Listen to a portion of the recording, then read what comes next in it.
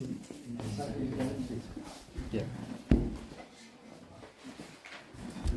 Muy bien, que el Señor les bendiga, buen día.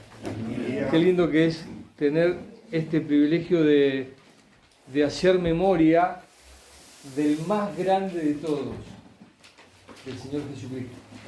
Yo cuando cantábamos recién pensaba en Primera Tesalonicenses cuando dice la palabra que el Señor viene en algún momento y está todo preparado para que sea ya está listo todo para que sea en cualquier momento. Y dice la Escritura que primero los muertos en Cristo van a resucitar y juntamente con aquellos que hayamos quedado vamos a ir al encuentro del Señor en las nubes para así estar por siempre con Él. Qué lindo ese momento y qué lindo que es esto de estar obedeciendo como iglesia, haciendo memoria, tal como Él dijo. Hagan memoria de mí. ¿Hasta cuándo? Hasta que yo venga, hasta ese momento. Qué lindo que tengamos como iglesia ese deseo, ese sentir, que el Señor puede venir hoy mismo. Pero qué lindo es tener el corazón como iglesia preparado para ese momento. Estamos en Plotier haciendo una célula los días martes y estudiando el Evangelio según San Juan. Quiero invitarlos a ir al capítulo 1 de San Juan.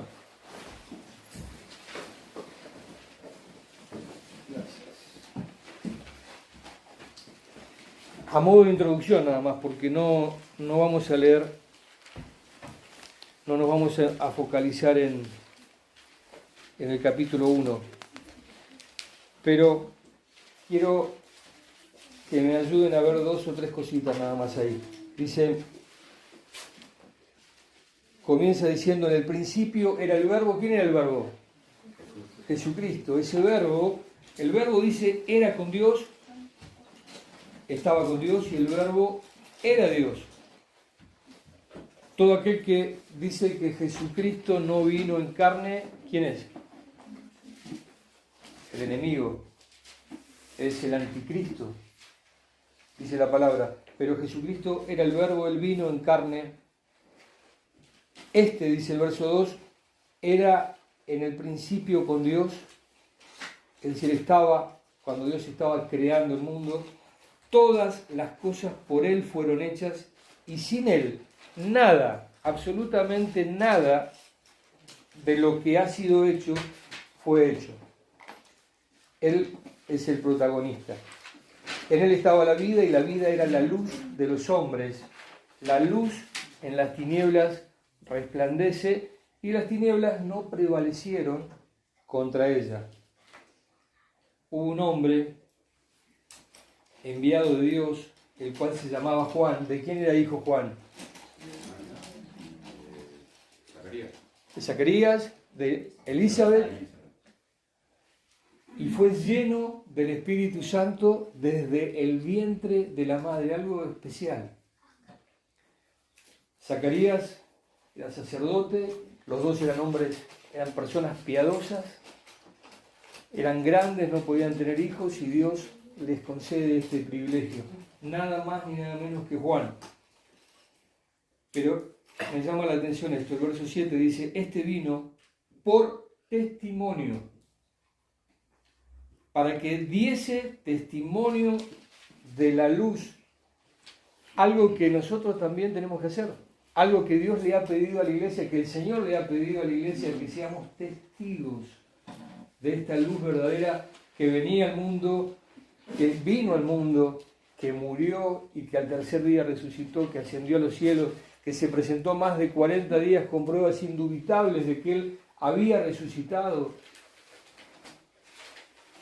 Él dice, este vino por testimonio para que diese testimonio de la luz a fin de que todos, y esto me gusta mucho, había leído también varias veces este pasaje, pero vieron cuando les pega algo en particular, dice, para que todos, dice, creyesen por Él.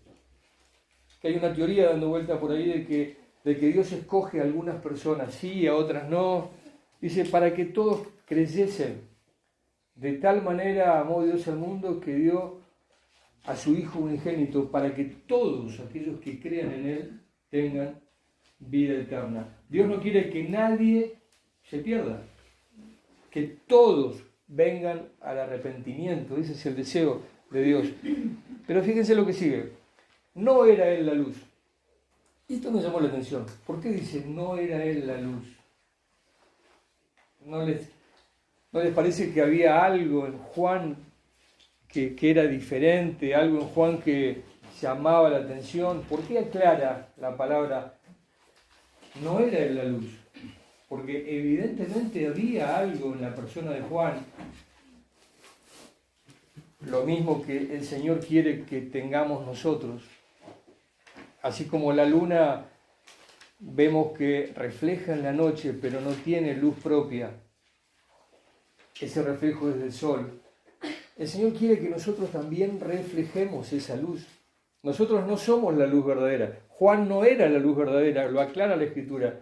Pero sí quiere el Señor que con nuestra vida, producto de una relación íntima con Él, como hablábamos ayer, producto de una lectura diaria de la palabra, de una sumisión a la Escritura y de vivirla para que el Espíritu Santo vaya produciendo ese proceso interno de transformación, que nosotros no podemos transformarnos a nosotros mismos ni transformar a nadie, pero sí la Escritura, que es viva, que es eficaz, puede transformar nuestras vidas y puede producir este efecto de toda persona que vive cerquita de Jesucristo y en obediencia puede transmitir y puede reflejar. Pero qué lindo esto que aclara la Escritura. Ojo que no era Él la luz, no era. La luz era Jesucristo, que Él mismo termina diciendo después, Juan, no me miren a mí, o sea, mírenlo al Señor. Él mismo fue menguando, la persona de Jesucristo tenía que ir creciendo, el mismo proceso que tiene que ir viviendo cada hijo de Dios que ama profundamente a Jesucristo. Aquella luz verdadera, dice 9, que alumbra a todo hombre, venía a este mundo. En el mundo estaba y el mundo por Él fue hecho, pero el mundo no le conoció. Y fíjense, el 11 dice, a lo suyo vino. ¿Qué quiere decir esto? Muchas veces, por la lectura rápida, interpretaba a los suyos vino, es decir, al pueblo de Israel, pero dice la Escritura a lo suyo, sin ese. Es decir, a su propósito, o sea, vino al propósito que Dios le había marcado. Ayer veíamos en Lucas 19:10 el propósito de Jesucristo. Él vivía con un propósito, vino a buscar y a salvar lo que se había perdido. A lo suyo vino. Y los suyos, ahora sí, el pueblo de Israel, no la recibieron. Mas a todos los que la recibieron, y con ese pasaje conocí al Señor Jesucristo en Andacollo hace un par de años. A todos los que le recibieron. Que Julián, que me compartió el Evangelio, me preguntó, Marcelo, ¿vos creés que todos somos hijos de Dios? Claro, le dije. Yo era católico, 18 años, era monaguillo, pero no leía la Biblia. Él me dijo, ¿vos creés que todos somos hijos de Dios? Le digo, claro. ¿Y dónde dice en la Escritura eso? No supe cómo mostrarle. Y él me mostró este pasaje. Mas a todos los que le recibieron, a Cristo, a los que creen en su nombre, les dio derecho, el único que tiene esa facultad de dar ese derecho es Dios, de ser llamados hijos de Dios, por haber creído en Jesucristo, por haberle entregado mi corazón a Él, por haberle pedido perdón por todos mis pecados. Así que cómo no vamos a servirle a Él, a adorarle, y Él viene pronto, como recién cantábamos y recordábamos. Pero vamos al capítulo 2, que es donde me quiero enfocar, por favor. Comienza diciendo el capítulo 2, ¿cuánto tiempo tengo? Oh. 40 minutos. El capítulo 2 dice, comienza diciendo ¿al tercer día de qué? ¿Me ayudan?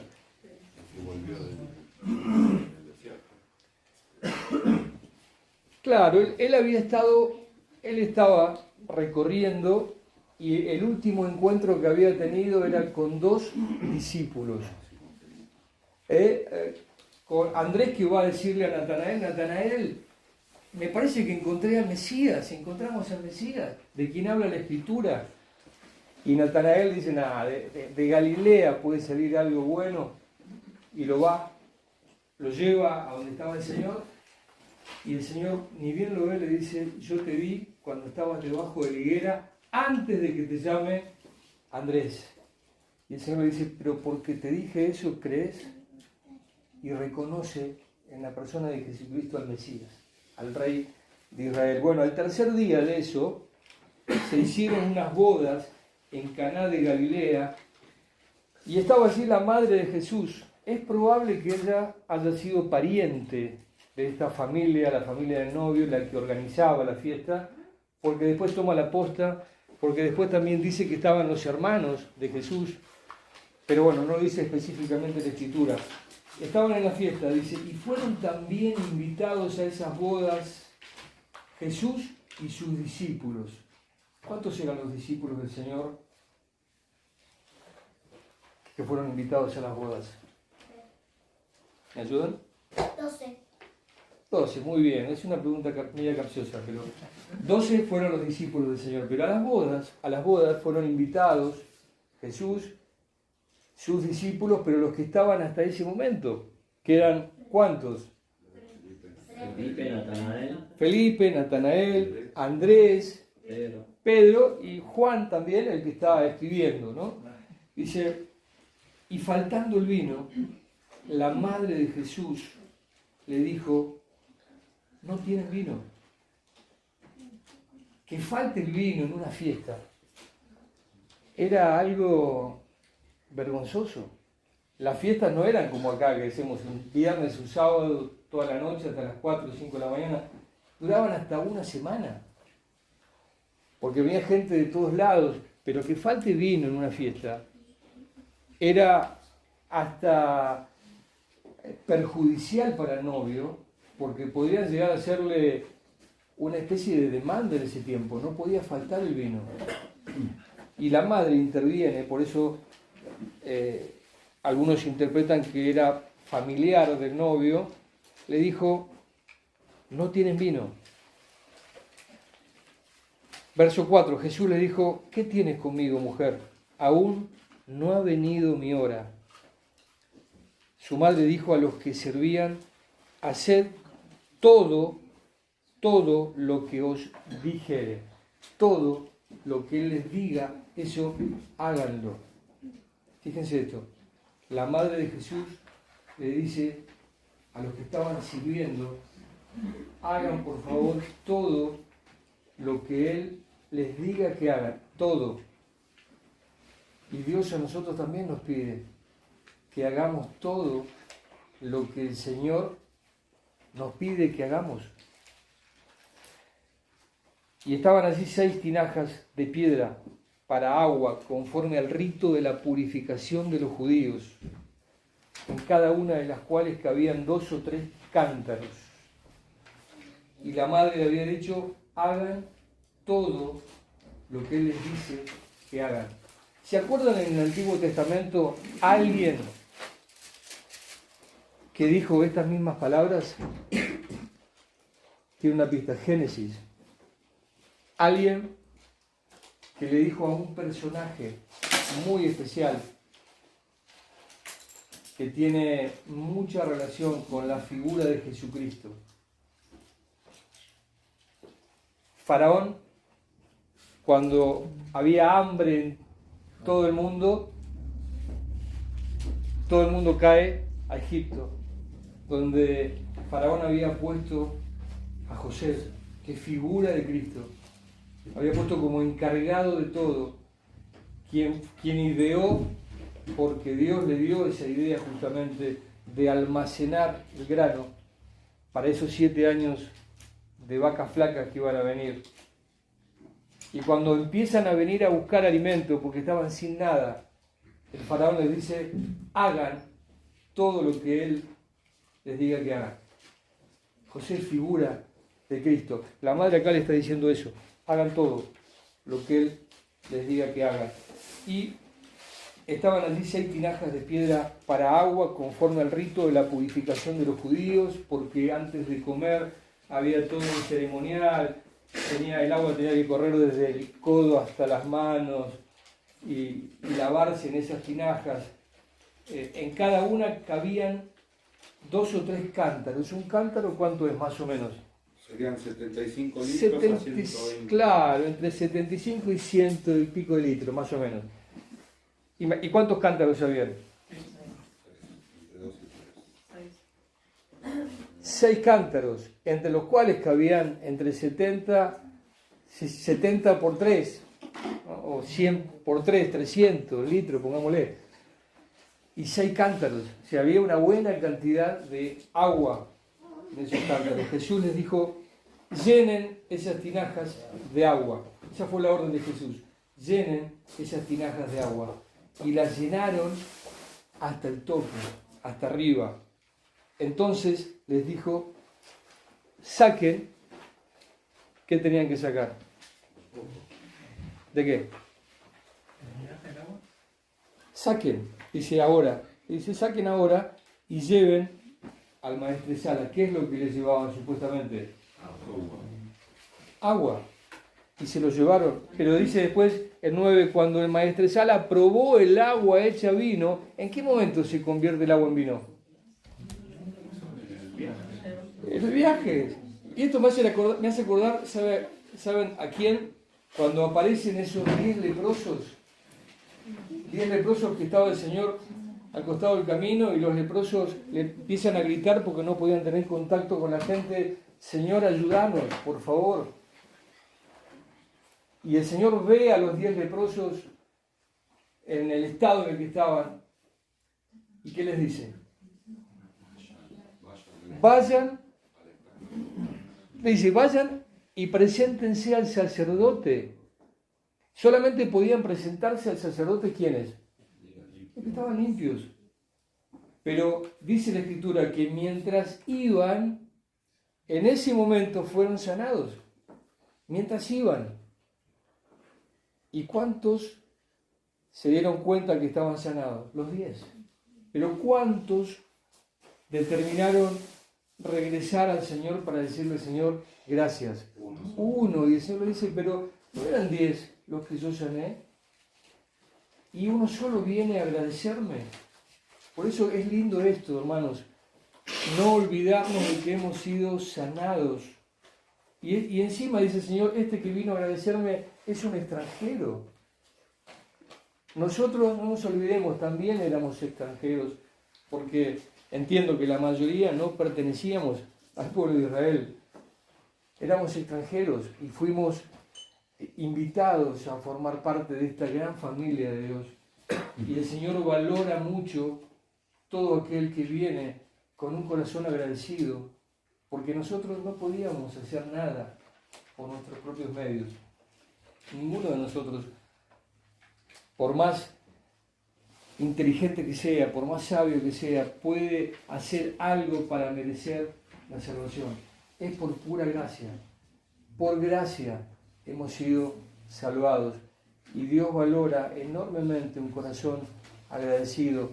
Cuando el Señor instituye la cena del Señor, esta reunión, y dice, hagan memoria de mí, Él anticipándose a nuestra fragilidad, instituye esta reunión, sabiendo de que muy fácilmente tendemos a olvidarnos de todos los bienes recibidos. Es lindo recibir, es lindo saber que nuestra salvación es por pura gracia, pero es lindo tener esa actitud de gratitud, de agradecimiento, y más sabiendo que el Señor es quien nos está pidiendo que lo hagamos hasta que Él venga. Entonces, el agua se convierte en vino en ese proceso. ¿Y quiénes vieron ese milagro? Los que estaban sirviendo. Pero un detalle interesantísimo, el Señor podría haber dicho, tal vez yo pensaba como yo lo hubiera hecho tal vez en su momento, vayan a ver al novio y díganle al novio lo que hice. Pero la delicadeza del Señor, de no pasar por alto esa autoridad puesta por el novio, ese maestro Sala, ese maestro de ceremonia, manda a decirle al maestro de ceremonia lo que él había hecho, para que el maestro de ceremonia sea quien lleve esa noticia al Señor, al novio.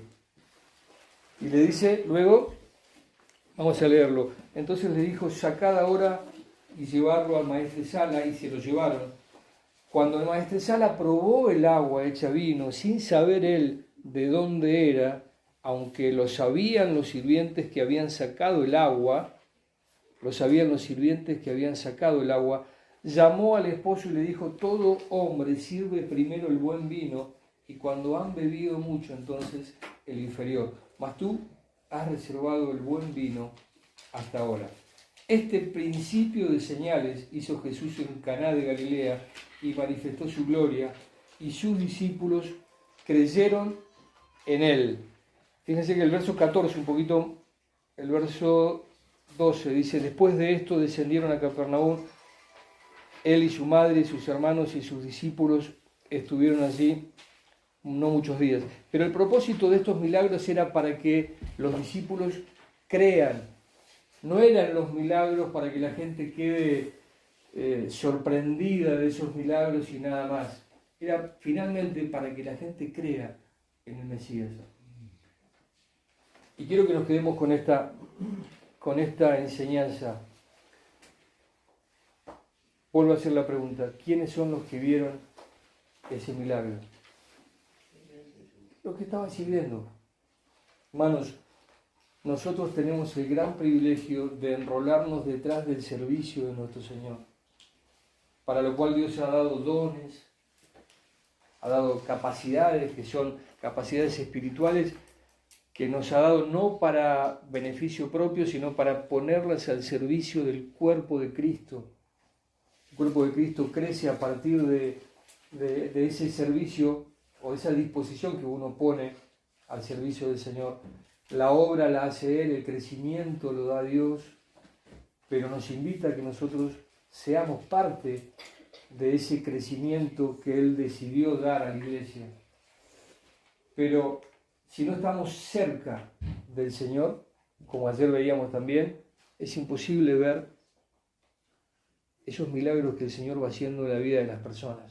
El milagro más importante que hay es cuando una persona pasa de muerte a vida. Ese es el milagro.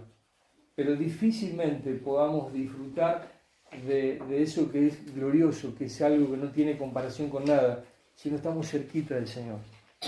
Si nosotros como siervos no estamos pegados a Él, no estamos, como dijo la madre, hagan todo lo que Él les diga que hagan, difícilmente podamos tener esa experiencia de disfrutar de ese milagro. La mamá de mi señora, mi suegra, murió cuando tenía 48 años, joven, murió de cáncer de útero. Tenemos 3 hijos. Hace 24 años, mi señora también tiene principio de cáncer de útero. Vamos al médico, hacen los estudios, le terminan haciendo una operación, una conización, le sacan gran parte del útero y le dijo el médico, no te cuides más, no hace falta, no podés quedar más embarazada. Al año quedé embarazada de nuestro hijo el más chico.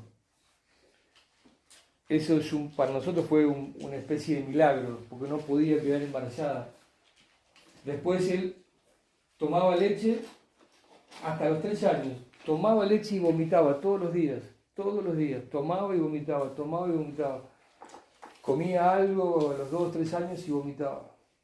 Vamos a hacer un estudio, ella lo lleva primero a hacer el estudio, que le ponen esa pantalla, un líquido blanco, dice, claro, tiene hernia de píloro. Tiene una hernia en el píloro, por eso es como una válvula que no retiene y vuelve todo.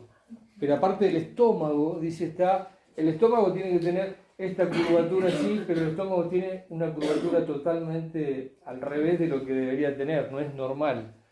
Entonces nos dicen, hay 2 cosas que podemos hacer, o darle una pastilla que en Estados Unidos estaba prohibida porque afectaba el corazón, o bien había que operarlo y ponerle una malla para darle la forma en el estómago normal.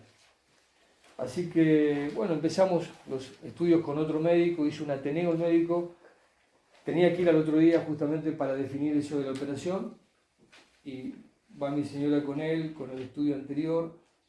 Solamente lo único que hicimos esa noche fue arrodillarnos en la habitación de él y decirle: Señor, Juancito es tuyo, es tuyo.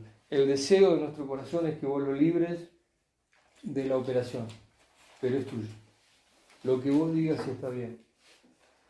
Al otro día, cuando va a hacer el estudio, le hacen nuevamente el líquido blanco, el estudio, y lo movían. Le decía: señora, ¿pero usted está segura que este chico tiene algo? Sí, dice: ¿cómo no voy a saber? Soy la madre. Hicimos el estudio anterior. No tiene nada.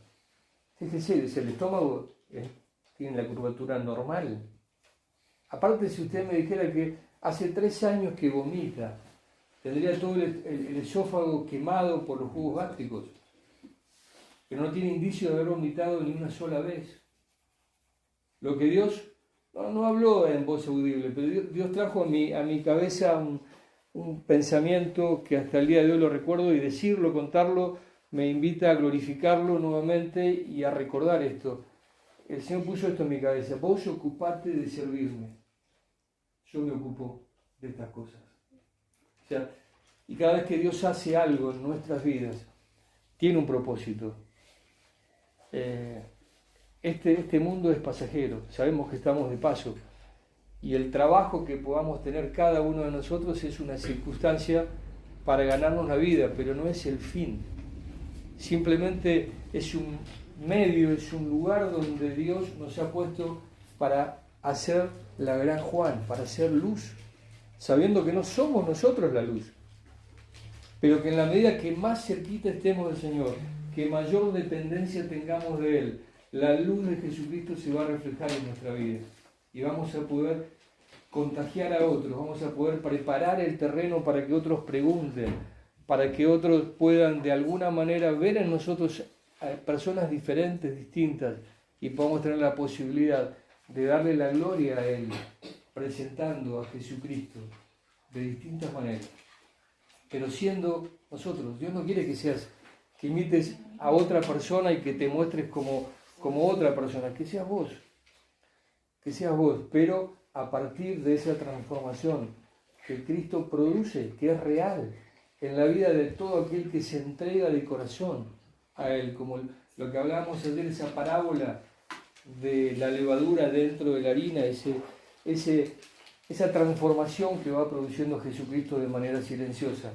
Me maravilla a mí el proceso en la vida de Ruth, cuando Ruth decidió jugarse por Dios, por el Dios de su suegra, y cómo Dios fue guiando todo hasta que ella llega al campo de Boz, que fue el Redentor, y cómo termina ella formando parte de la genealogía de Jesucristo, siendo una extranjera.